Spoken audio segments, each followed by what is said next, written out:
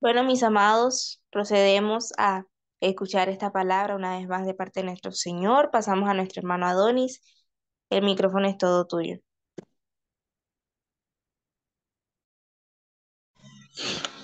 Ok, buenos días, hermanos. Que el Señor les continúe bendiciendo. Damos las gracias a las personas que tuvieron la oportunidad de conectarse y primeramente a nuestro Señor porque nos da un día más para poder dialogar de su palabra con un tema que es tan importante como es el tema de la salvación. Un tema que es delicado hablarlo porque hay varias vertientes sobre este tema, y pudiéramos decir que cada denominación tiene un pensamiento diferente sobre el tema de la salvación, pero en ese caso la Biblia no, la Biblia tiene una sola línea y nosotros tenemos que respetar esa línea. Hay un versículo, si no recuerdo en Deuteronomio, no recuerdo ahorita la cita, disculpe que no se la dé, que dice que no nos desviemos ni a la izquierda ni a la derecha. Tenemos que mantenernos enfocados en el mensaje lineal de la enseñanza. Hay otro versículo que dice que hay caminos que al hombre le parecen correctos, pero que su final es de muerte. Y hay denominaciones hoy en día que aunque parecieran que nos estuvieran llevando al cielo, la base de estas denominaciones está tan alejada de Cristo y de la palabra que en lugar de llevarnos al cielo nos van a terminar arrastrando hasta el infierno. Pero nosotros nos arraigamos tanto a estas enseñanzas que a veces nuestro corazón se nos endurece a entender la verdad. ¿Por qué se lo digo? Porque para mí fue muy difícil entender esto de la salvación desde el punto de vista como lo enseña la Biblia, porque ya tenía la mente sobrecargada de muchas explicaciones que me habían dado, muchos versículos que pues hoy en día tengo que entender que estaban mal interpretados. Este, en cuanto al tema de la Biblia, ahí le voy a poner un ejemplo que así fue que yo pude entender por qué es tan importante nosotros buscar la explicación real de la Biblia. Pensemos en un edificio. A la hora de construir un edificio tiene una base con la cual el primer piso colocan lo que se conoce como la planta baja. Allí es la entrada para ingresar al edificio. Pensemos en este caso en la Biblia. En este caso la Biblia, el libro, vendría siendo esa planta baja. Luego de ello viene lo que se conoce como la mezanina, que es un lugar donde mayormente se tienden a poner oficinas. En este caso, para nosotros la mezanina vendría siendo la interpretación original del texto, que esa es la base donde nosotros debemos partir. Pero de ahí para arriba se comienza a crear el edificio y se va colocando pisos. Para nosotros, ¿cuáles serían esos pisos? Cada interpretación distinta a la original que yo le pueda dar a un versículo sería un piso que yo me estaría elevando. Por supuesto, los versículos pueden tener diferentes aplicaciones, porque la palabra dice que ella es viva y eficaz, y pues sabemos que de un solo versículo tú puedes tener hasta para un año entero diferentes aplicaciones, pero siempre hay que mantenerse en esa mezanina. ¿Qué pasa? Que si hay un día en que tú estás en el edificio y en el piso 2 ocurre un incendio que neutraliza las salidas, sobre todo los ascensores, las escaleras, y la única forma de que tú puedas salir de allí sea que los bomberos te rescaten por las ventanas. Los bomberos lo que van a hacer es que en la parte de afuera del edificio ellos van a poner una lona para que las personas vayan lanzándose y ellos arrojarlo con esa lona. Pero ¿qué pasa? Que si el edificio tiene demasiados pisos, ellos llegan a un punto en que colocan la lona, pero aparte colocan un colchón inflable de un gran tamaño para que las personas que estén más arriba tengan más espacios para acertar sobre el colchón. Si una persona se lanza del cuarto piso y falla el caer sobre el colchón inflable y cae sobre una de las esquinas y no amortigua bien su golpe, esta persona va a quedar viva, pero va a quedar parapléjica. Pero una persona que se lanza de un piso 20 corre el riesgo de incluso llegar muerta abajo. Así atine al colchón inflable, la adrenalina que esta persona sufre en la caída y el choque que se da en su respiración, producto del nerviosismo, le puede terminar provocando una taquicardia. ¿Qué te quiero decir con esto? Que mientras más alto está la persona que se arroja del edificio, mayor va a ser el golpe y mayor es el riesgo de muerte. Estamos hablando de un edificio incendiado, pero volvamos nuevamente a la escritura. Mientras más lejos yo me encuentre de la interpretación original del versículo, de igual manera que el edificio, más dolorosa va a ser la caída y probablemente más me pueda llevar a la muerte esa interpretación que yo le estoy dando al versículo. Y eso es lo que hace que al nosotros tocar ciertos temas e irnos directamente a lo que es la interpretación bíblica, saltando todos estos pisos de interpretaciones que hemos tenido durante muchísimos años, cuando caemos con la verdad, nos da un choque horrible que uno dice, Dios mío, ¿por qué yo estuve tantos años creyendo eso? ¿Por qué yo prediqué eso? Y crea en nosotros una confrontación muy grande porque nos damos cuenta que durante muchísimos años estuvimos muy alejados de las escrituras, aunque nosotros pensábamos que estábamos enfocados en ellas. Entonces, en cuanto a la salvación, hay diferentes vertientes, hay diferentes formas de explicarla, hay un montón de versículos, pero en este tema nos vamos a tratar de enfocar en ser los más cercanos a lo que la Biblia enseña. Para empezar aquí, vamos a leer un caso dicho por el mismo Señor Jesucristo. En el libro de Mateo, en el capítulo 10, el Señor encomienda a sus discípulos para que vayan a predicar. Él envía a sus 12 apóstoles a llevar el evangelio, pero les dice que en el camino muchas personas se van a poner en contra de ellos, que los van a perseguir. Él les dice no lleven dinero, no lleven calzado, no lleven ropas extras. En el camino ustedes van a ir alcanzando todo esto, pero muchas personas se van a poner en su contra, muchos los van a perseguir, muchos les van a querer hacer daño. Y el enfoque de esto está en el versículo 28.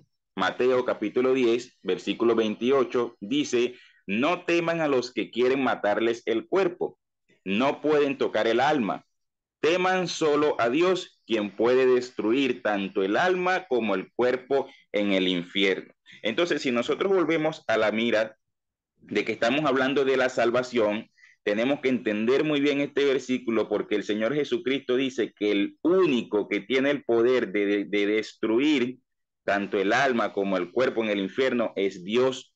No existe hombre en esta tierra que sea capaz de mandar a una persona al infierno. Eso depende única y exclusivamente de Dios. Es decir, que la salvación depende única y exclusivamente de Dios. Entonces, una de las cosas que nosotros tenemos que corregir, hermano, es que cuando nosotros hablamos de la salvación, durante muchísimos años nos hemos acostumbrado a escuchar, te vas a ir para el infierno, te vas a ir para el infierno. Si bien esta enseñanza comenzó como una advertencia, pero hoy se ha vuelto más en una condenación que sale de la boca de los predicadores en lugar de la advertencia como la daba Cristo. Porque algo que tenemos que ver es que en las escrituras la persona que más habló sobre el tema del infierno fue el mismo Señor Jesucristo. Dentro de todos los escritores que hay en la Biblia, dentro de todas las personas que hablaron, sean profetas, sean patriarcas, sean apóstoles, sean pastores, obispos, el que más tocó el tema del infierno fue Cristo. Entonces, Cristo comenzó advirtiéndole al mundo de que había una condenación que les esperaba en aquel infierno en el cual Dios va a castigar el pecado de la humanidad. Y hoy en día, esta enseñanza, más que de advertencia, se ha vuelto de condenación. Ya hay personas que hablan del infierno simplemente mandando a las personas al infierno, pero no le tocan el punto de que, mira, pero hay una forma en la cual tú te vas a librar de eso y presentar el mensaje del evangelio que depende de nuestro Señor Jesucristo. Entonces, ¿qué tenemos en cuanto al tema de la salvación? Primeramente, tenemos que decir que la palabra salvación proviene del griego soso, que aparece 110 veces en el Nuevo Testamento y significa salvo, hacer salvo, salvar, librar o proteger, sanar y sano. Son las 6 aplicaciones que se le dan a este término soso. salvo, hacer salvo, salvar, librar o proteger, sanar o ser sano. Entonces, ¿qué implica este término? Es la acción de agarrar a otros y librarlos de un serio peligro, salvar una vida de la muerte o de daño, o liberación del castigo y del poder del pecado. Son algunas de las aplicaciones que nosotros tenemos en la Biblia para lo que es el término del griego sozo, del cual parte la doctrina de la salvación en el Nuevo Testamento. Pero el evento principal de la salvación en el Antiguo Testamento está en el Éxodo, que demostró tanto el poder de Dios para salvar como la preocupación de Dios por su pueblo oprimido. Vamos a leer Éxodos 14:13, donde vemos al Señor actuando a través de la salvación que Él le brinda al hombre. Dice, pero Moisés les dijo, no tengan miedo, solo quédense quietos y observen cómo el Señor los rescatará hoy. Esos egipcios que ahora ven jamás volverán a verlo.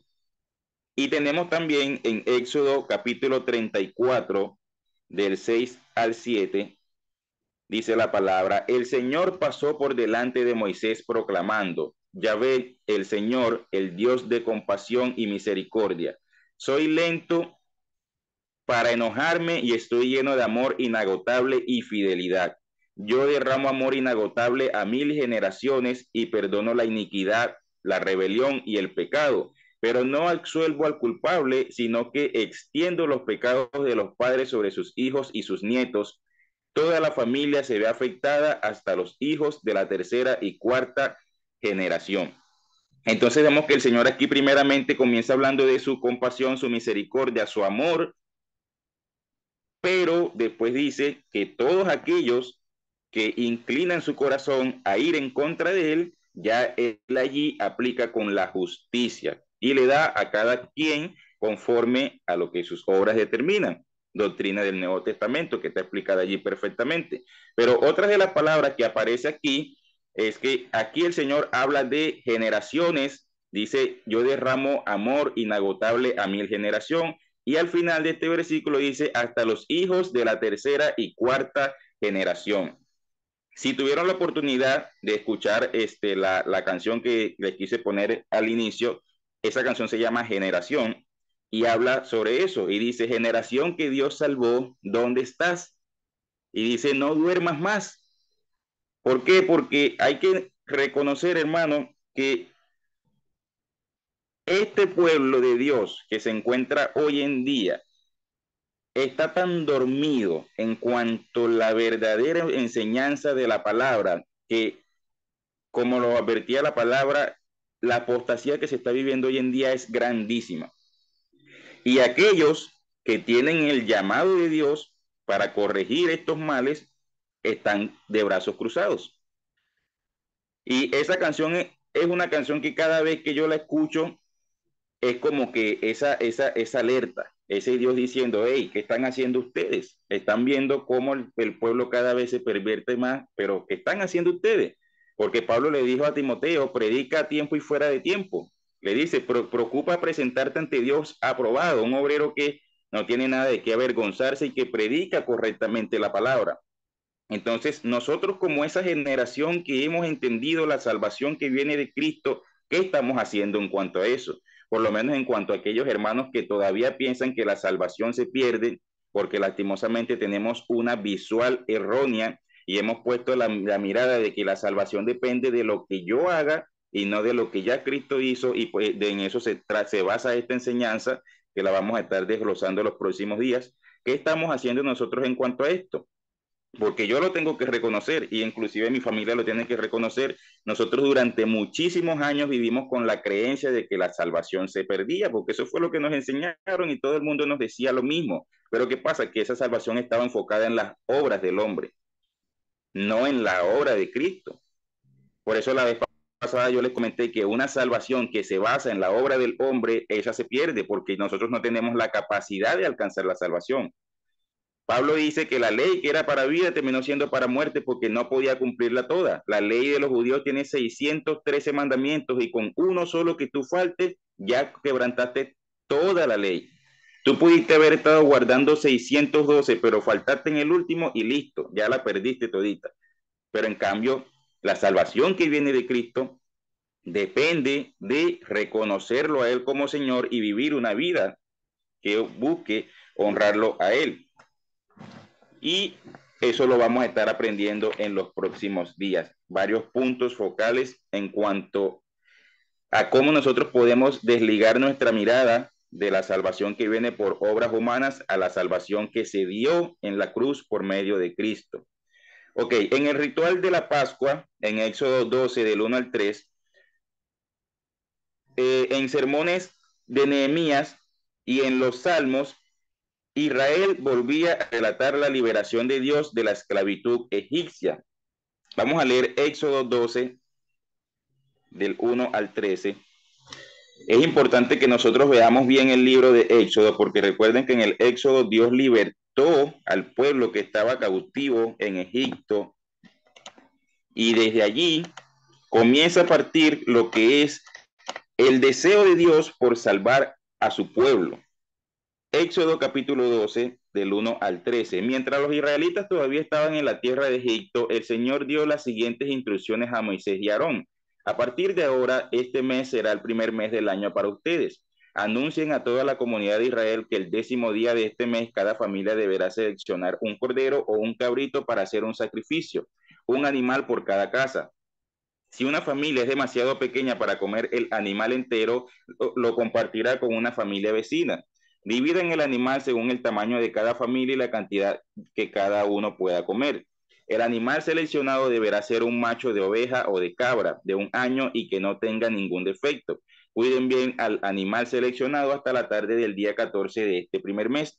Entonces toda la asamblea de la ciudad de Israel matará su cordero o cabrito al anochecer. Después tomarán parte de la sangre y la untarán en ambos lados y en la parte superior del marco de la puerta de la casa donde comen el animal.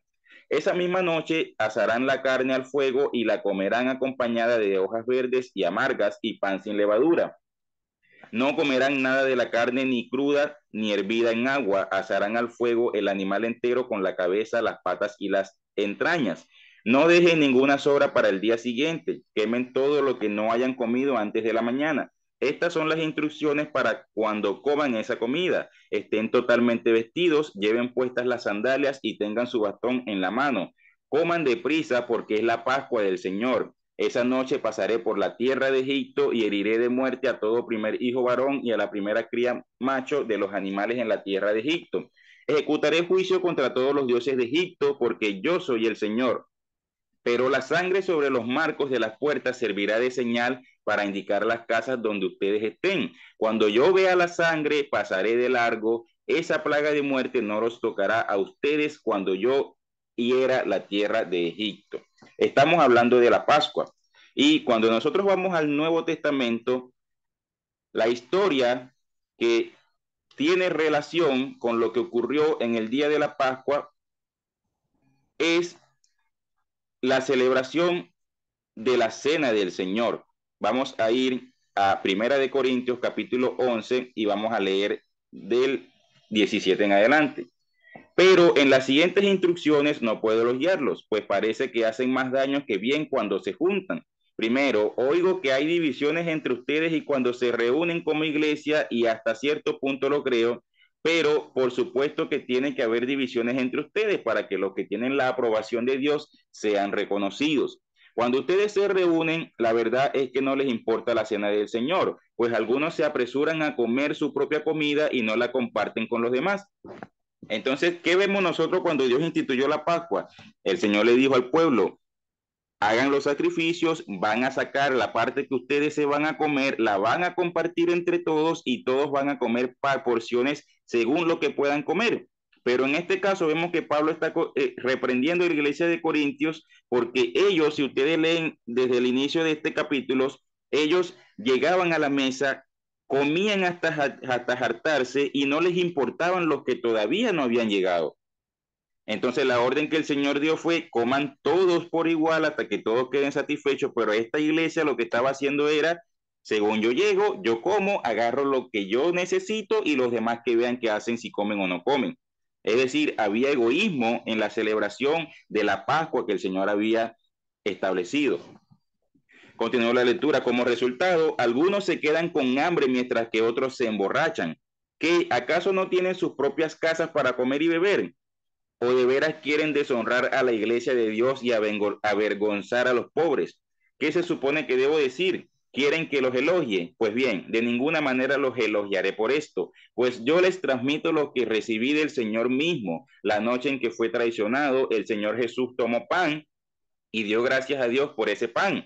Luego lo partió en trozos y dijo, esto es mi cuerpo, el cual es entregado por ustedes. Hagan esto en memoria de mí. De la misma manera, tomó en sus manos la copa de vino después de la cena y dijo, esta copa es el nuevo pacto entre Dios y su pueblo, un acuerdo confirmado con mi sangre. Recuerden que en el capítulo de Éxodo el Señor decía que cuando Él pasara y viera la sangre en las puertas, esas casas no las iba a tocar.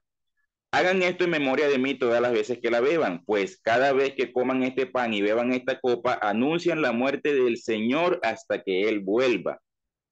Por lo tanto, cualquiera que coma este pan o beba de esta copa del Señor en forma indigna es culpable de pecar contra el cuerpo y la sangre del Señor. Por esta razón, cada uno debería examinarse a sí mismo antes de comer el pan y beber de la copa.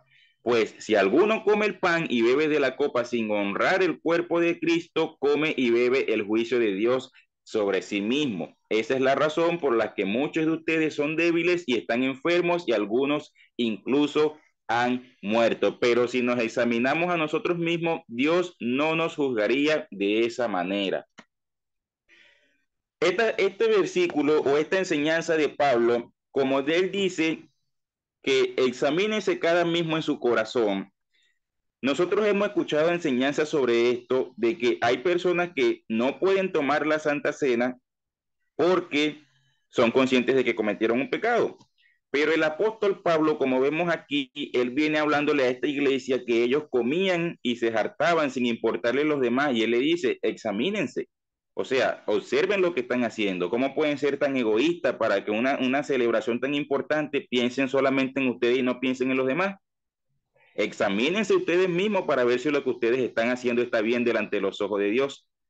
Entonces, como la Biblia dice, examínese cada uno a sí mismo.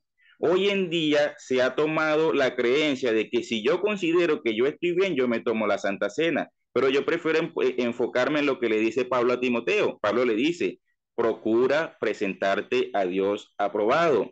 Porque si yo me examino mis propias obras, yo puedo decir, yo estoy perfectamente delante de Dios, a mí nada me impide tomarme la Santa Cena.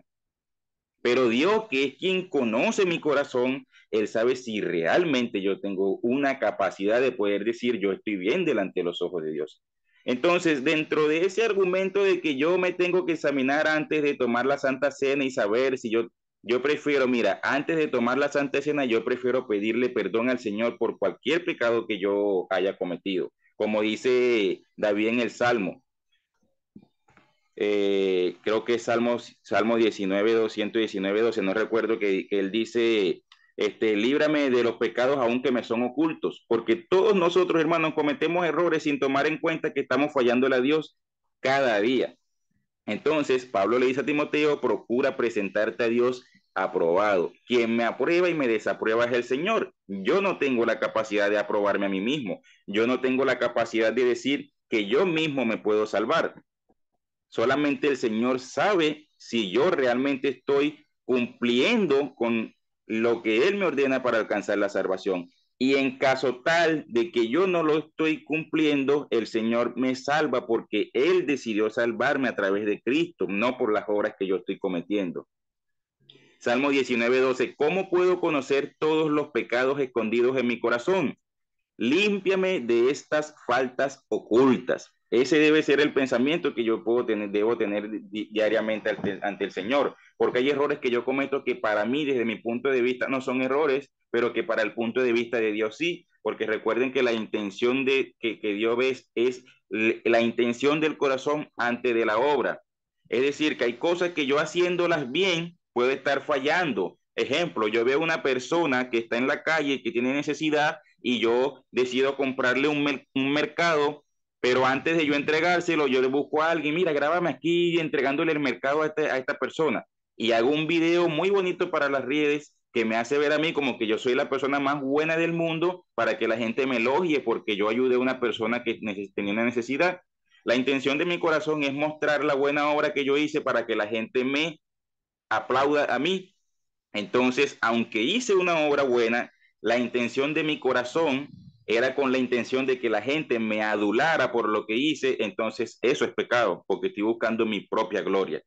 Vamos a leer los versículos en los cuales tengo como base para esta enseñanza que no se los había dado, que son primeramente Gálatas 5:13 y Filipenses 2:12.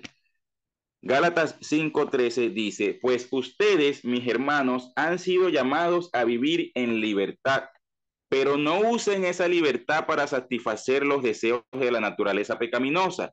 Al contrario, usen la libertad para servirse unos a otros por amor.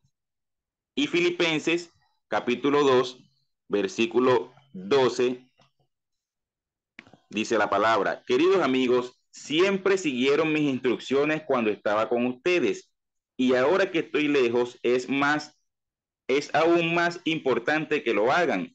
Esfuércense por demostrar los resultados de su salvación obedeciendo a Dios con profunda reverencia y temor. Y ojo al orden que le pone el apóstol Pablo. El apóstol Pablo no dice, esfuércense por alcanzar la salvación de la cual yo les he hablado. Él dice, esfuércense por demostrar los resultados de su salvación. Es decir, que la salvación ya estaba sobre estas personas, pero ellos tenían que actuar conforme a esa salvación que ya se les había dado. Y ese es el punto que nos corresponde a nosotros. Yo no debo obedecer a Dios para alcanzar la salvación, sino que mi obediencia tiene que estar dirigida y enfocada en glorificar esa salvación que ya el Señor me da. Y ahí es por donde el Señor dice que el Señor conoce a los que son suyos.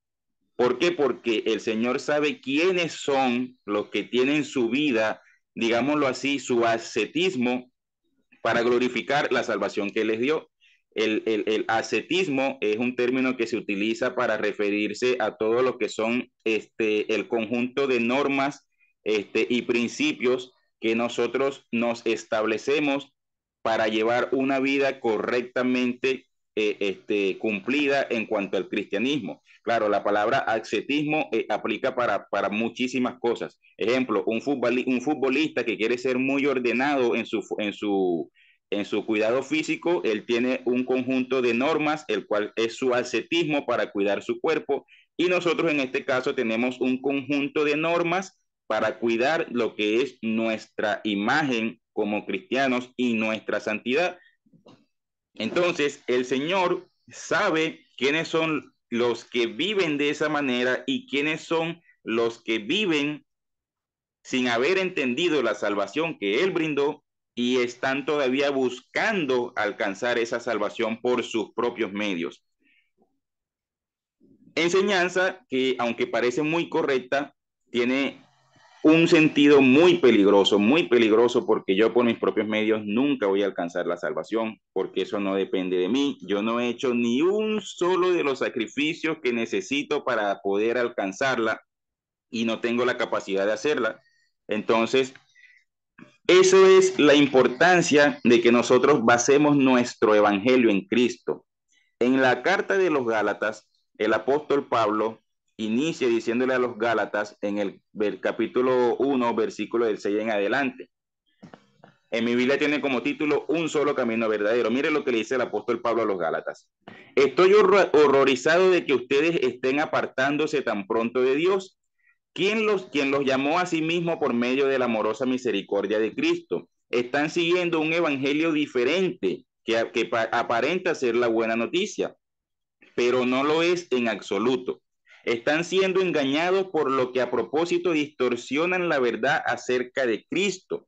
Si alguien, ya sea nosotros o incluso un ángel del cielo les predica otra buena noticia diferente de la que nosotros les hemos predicado, que le caiga la maldición de Dios. Repito lo que ya hemos dicho, si alguien predica otra buena noticia distinta de la que ustedes han recibido, que esa persona sea maldita. Queda claro que no es mi intención ganarme el favor de la gente, sino el de Dios. Si mi objetivo fuera agradar a la gente, no sería un siervo de Cristo. Entonces, vayamos a lo que dice el apóstol Pablo aquí. Si alguno enseña un evangelio diferente, que sea maldito.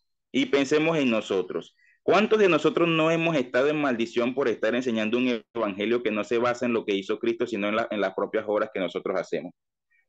¿Cuántos de nosotros no hemos caído en maldición por hacerle creer a la gente de que si tú cometes, con un solo error que tú cometas, te vas para el infierno? ¿Y dónde queda el sacrificio de Cristo, la sangre que Él derramó, el haberse despojado de su condición de Dios en el cielo, dejándolo todo para venir a morir en la cruz como un maldito, porque escrito está maldito el que muera en un madero, para que nosotros hoy en día le digamos a la gente, mira, tú tienes que estar en la iglesia, tienes que hacer esto y aquello, pero el día que tú te tomes una cerveza o el día que tú te enamores de un mundano, te vas para el infierno. ¿Y dónde quedó Cristo entonces?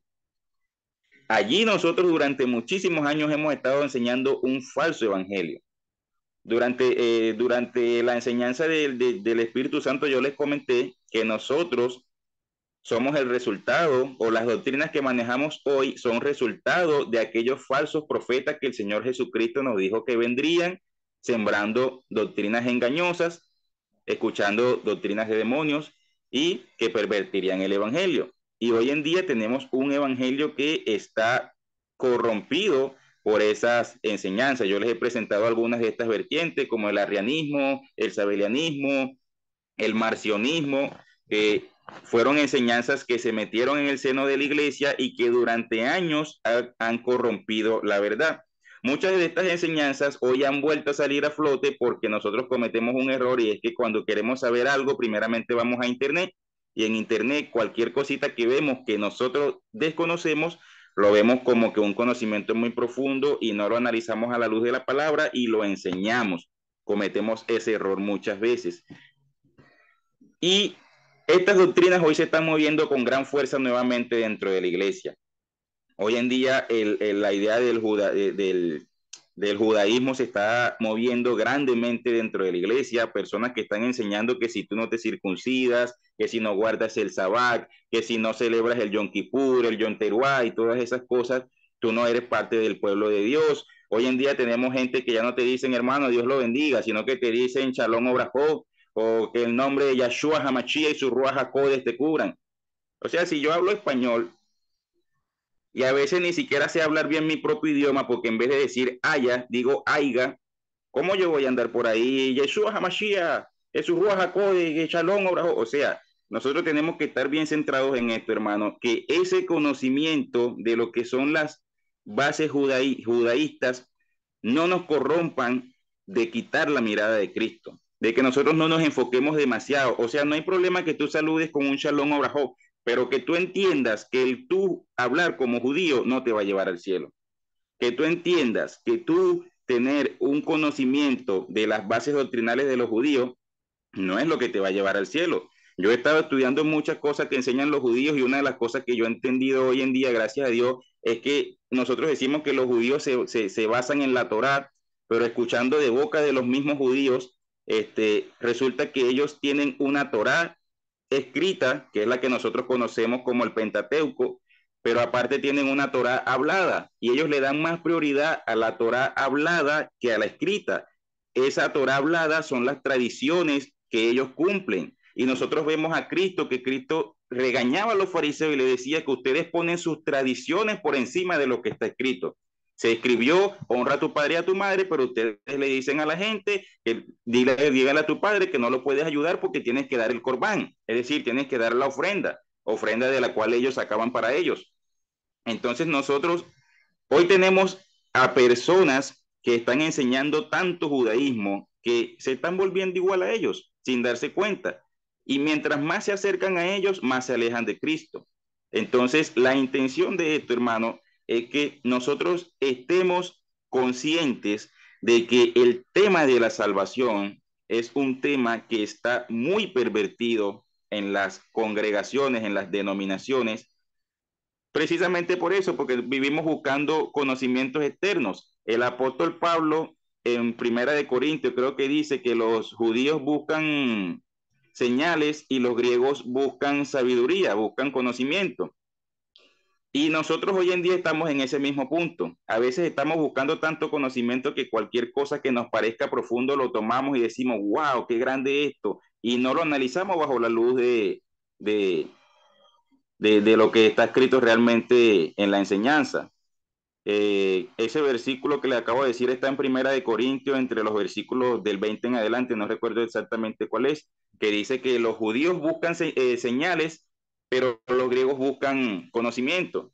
Y dice que Cristo vino a tanto cumpliendo las señales como con el conocimiento, y habla acerca de que el evangelio que para unos es, ya lo conseguí, dice, como dice, del 19 en adelante, como dicen las escrituras, destruiré la sabiduría de los sabios y desecharé la inteligencia de los inteligentes. Así que, ¿dónde deja eso a los filósofos, a los estudiosos y a los especialistas en debates de este mundo? Dios ha hecho que la sabiduría de este mundo parezca una ridiculez, ya que Dios en su sabiduría se aseguró de que el mundo nunca lo conociera por medio de la sabiduría humana.